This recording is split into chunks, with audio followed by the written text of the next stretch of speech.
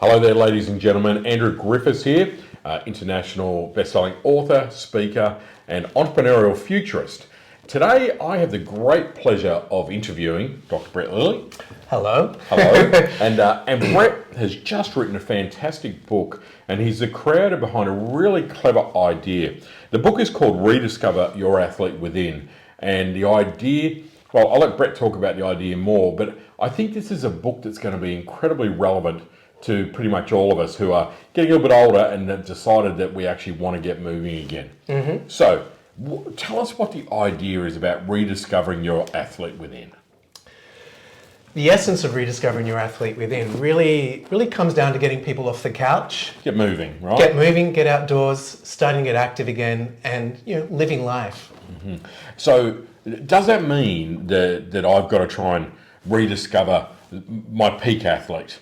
So I don't think I've ever had a peak athlete, but if let's say that I played, in the rugby team and I was in the first grade rugby, some kind of rugby team, that I'm trying to rediscover that person, or I guess what I'm trying to ask is which athlete am I trying to rediscover? Absolutely.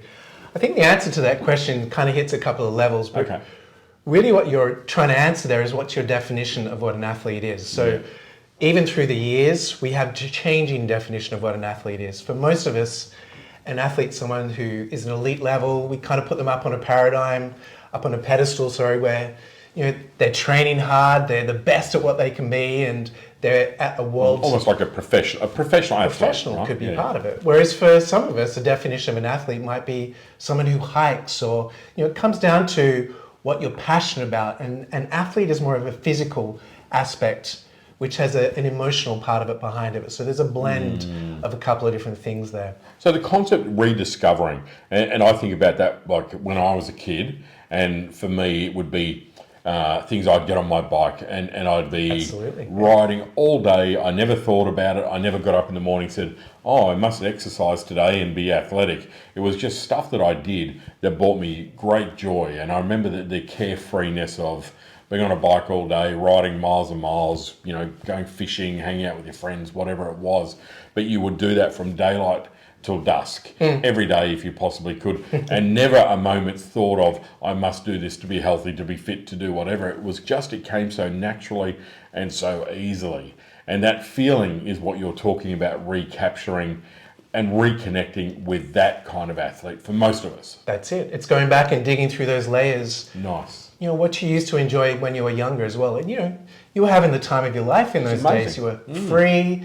There was no boundaries. You were just having fun. And that's really what an athlete should be. That's really part of the definition of what an athlete is. Nice. Going back, you can start to see the light bulb moments and find some of those things that you used to really enjoy, and start to also find out for your body what works for your body, what things you were attracted to, level of thinking. And I can imagine that's important, right?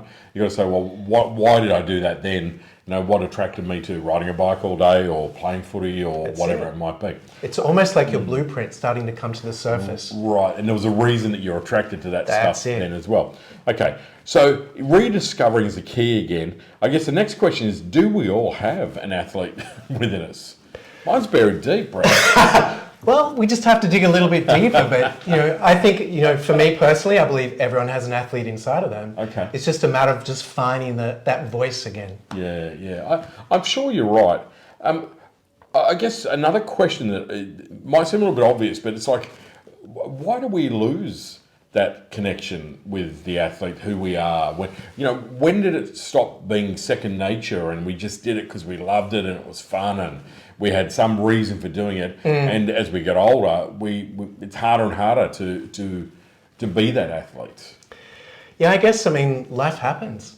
For some of us, we have big events, we go through divorces, we have illnesses, cancer, kids, financial difficulties, kids. We start to add more little people into the mix. Or it could be just the fact that just life starts to creep up. It's busy and we just weren't looking, and suddenly we find out, is this me? What happened? So, part of rediscovering is kind of going back deeper and finding, where we enjoyed those things way back, when we were gymnastic, when we had energy, when we were more active. Because I think for a lot of us, we reach a certain age or something happens in our life. Maybe it's a health scare. Maybe we're wise enough to know that if we're struggling energetically or whatever it might be, and we're 50, it doesn't mean that we should be looking. That's it. We know that there's a lot more, and I think we do have this. That we start to get a bit of that yearning at a certain age or a certain stage in your life or whatever it might be to reconnect with other things. But we all want to feel healthier. We all want to feel fitter. We all want to feel more vibrant, more energy, more passion. We want work is not everything anymore, and the family's getting older. We start to have that time and maybe the craving to reconnect again, as you say. But often we don't know what we want to reconnect with. So rather than looking at that, we try and discover new things, which is great. New toys, but we've got this great opportunity, and that's what I love about your book. Is this rediscovering that athlete within idea. It's taking you back to stuff that you used to love and doing it again in a natural, easy way that then has a flow-on effect to every other part of your life. It's a ripple effect. So what flow-on effect does it have? Well, obviously finding your athlete isn't just a physical. Sure. There's an adventure to it as well. So rediscovering your athlete is really rediscovering what influences ourselves as well, what's inside of us. Yeah. So we have different aspects in the book, not just rediscovering, but also there's an aspect on what's your why route. Yeah. Why do you do this? What's your purpose? Looking at mindset. What are you going to commit yourself to? What's going to be the emotional aspect and the thinking aspect of it that's going to drive you to keep going through to finish? Mm-hmm. We don't want this start-stop mentality. People join a gym on New Year's Eve. And by March, they haven't. But by January 3rd. By January the 3rd.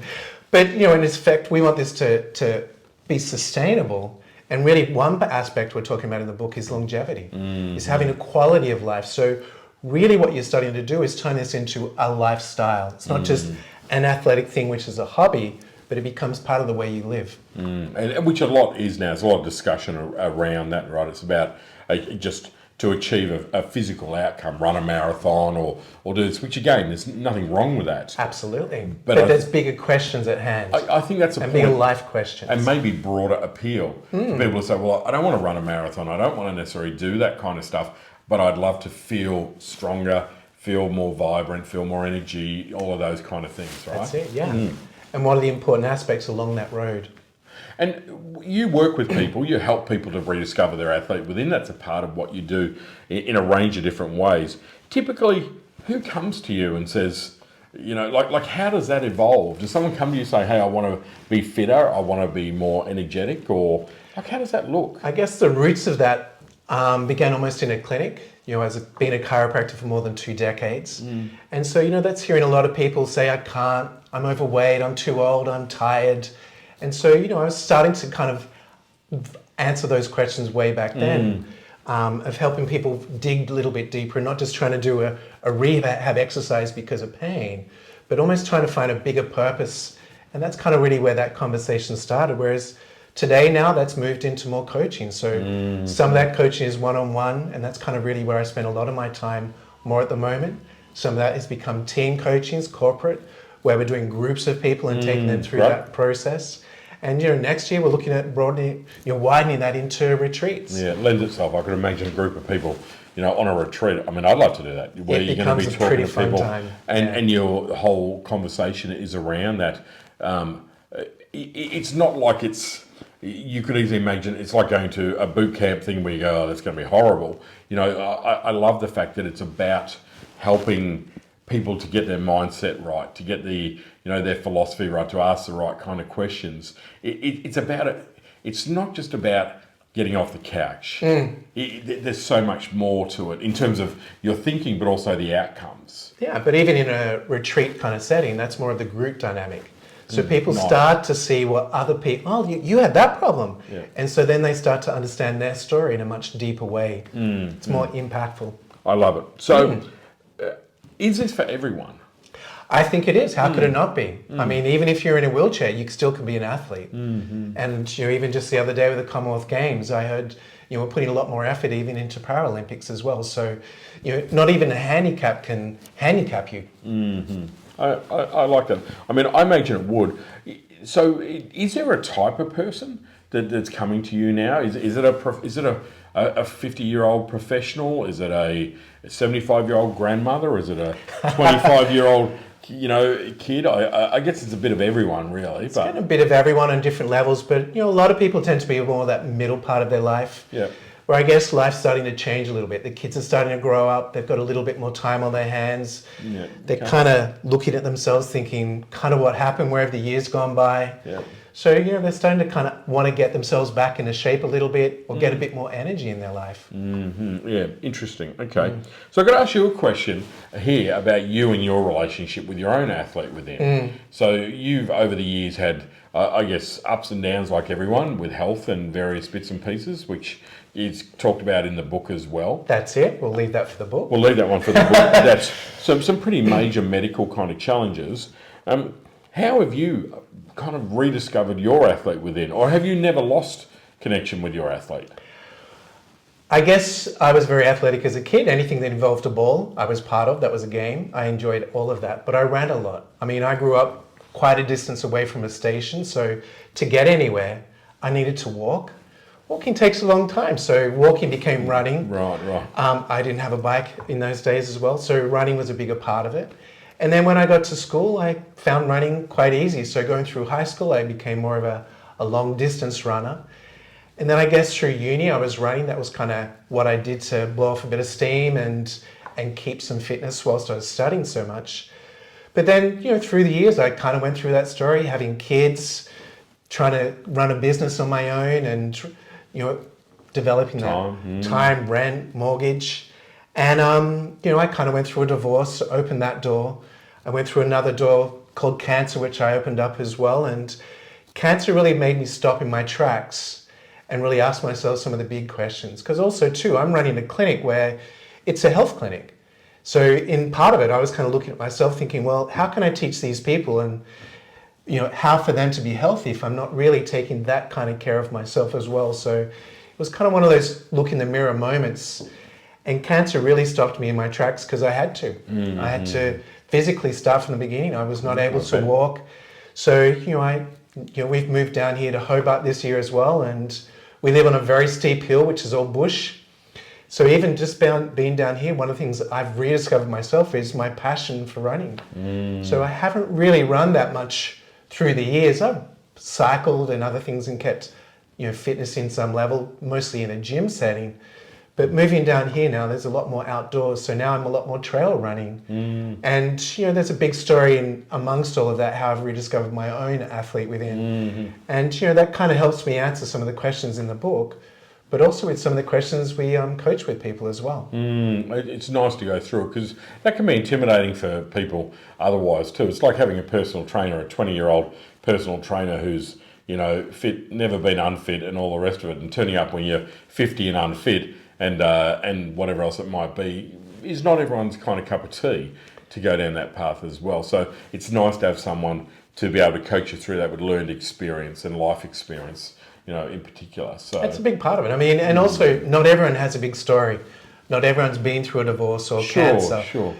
For a lot of people, it's just, they want to, they just kind of can't find that way to kind of get their feet and keep on top of it. They keep stopping and starting and, life tends to get in the way. Now you have a 10-step framework in this book, which I'm not going to put you on the spot and say what are all the steps, but could you just do an overview of it's obviously designed right here, right now, and to the end, but could you broadly just talk through that 10-step framework? I guess the journey really starts with going back and rediscovering what you're good at, which is kind of what we've already covered to some extent as well, but you kind of find some of the highlights and find out physically what you're more attracted to, what you resonate more with. Then we kind of pull that together to more now why. Why do you want to do this? What's your why route? Because we've always got to have something to push us through, to fall back on. Sure. But there's also a big chapter on, big chunk on mindset. We talk about the grind, hitting the grind, going through the grit, but growth. I mean, growth is a big part of that mindset as well. So, really what influences us to kind of want to keep on track? How do we stay compelled and keep moving forward? It's not always about, measurements and analytics and I've got to do a better time, I've got to hit my PB. But it's also that enjoyment, that emotional aspect of as well, keeping it fun. It's an adventure. Right? And then we get into some more of the details about training, functional training, stability, spinal stability. We talk about sleep, we talk about circadian rhythms, we talk about nutrition, some of the aspects more of how to take good care of your body. And we have some philosophy in there as well, which is what we call the slow burn philosophy. Working within what your body's capabilities are, not saying, often when we start saying like we're going to do a marathon, we often overestimate what we can do.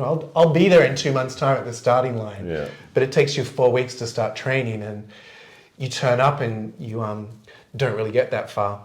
So it's also then starting to look at, how we reward ourselves, how we celebrate, but also make it enjoyable. So a lot of it really starts coming down to finding meaning, purpose, and making that whole process of finding an athlete be fulfilling. Yeah, it's great.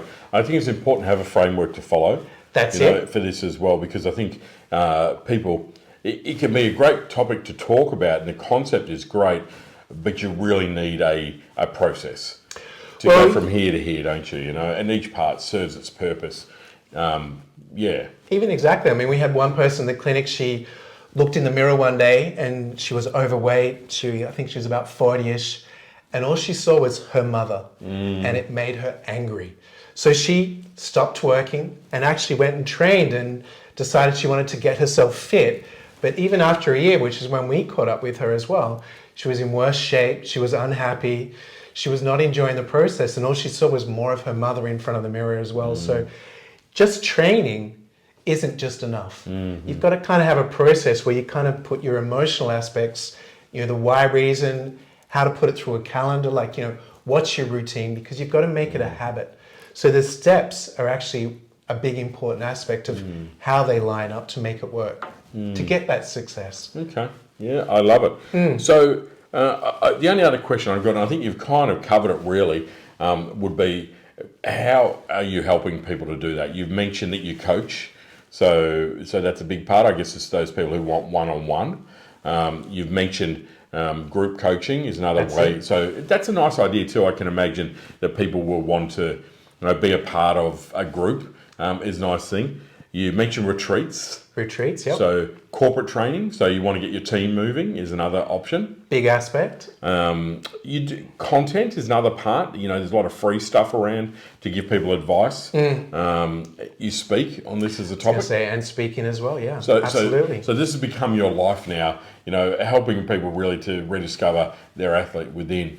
So look, congratulations, mate. I think it's a great idea. The book, Rediscover Your Athlete Within, is a cracker.